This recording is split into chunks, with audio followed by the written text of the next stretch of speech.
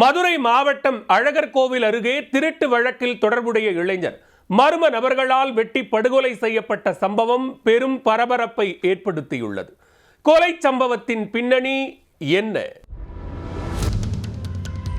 மதுரை கடச்சனேந்தல் பகுதியைச் சேர்ந்தவர் 27 வயதான முருகானந்தம்.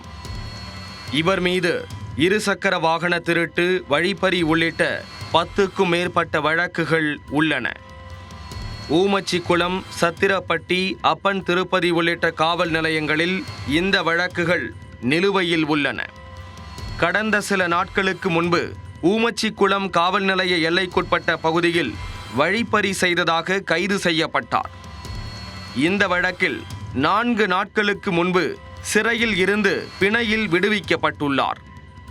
இந்நிலையில் 2 தினங்களுக்கு முன் வீட்டிலிருந்து வெளியே சென்ற முருகானந்தத்தை திடீரென காணவில்லை. அவரது பெற்றோர் தேடி வந்த நிலையில் வியாழக்கிழமை மாலை அழகர்கோவில் அருகே உள்ள நாயக்கர்பட்டி கிராம கண்மாய் பகுதியில் அவரது சடலம் வெட்டுக்காயங்களுடன் கிடப்பதை போலீசார் கண்டுபிடித்தனர்.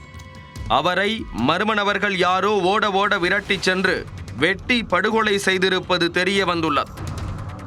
மதுரை மாவட்ட காவல்துறை கண்காணிப்பாளர் அரவிந்தன் சம்பவ இடத்திற்கு நேரில் சென்று விசாரணை நடத்தினார். மோப்பநாய் மற்றும் தடய அறிவியல் துறை நிபுணர்கள் உதவியுடன் தடயங்கள் சேகரிக்கப்பட்டு குற்றவாளிகளை தேடி வருகிறார்கள்.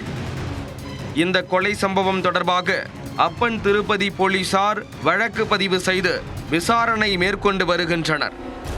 திருட்டு வழக்குகளில் தொடர்புடைய நபர் மர்ம நபர்களால் வெட்டி படுகொலை செய்யப்பட்ட சம்பவம் அப்பகுதியில் பெரும் பரபரப்பை ஏற்படுத்தி உள்ளது.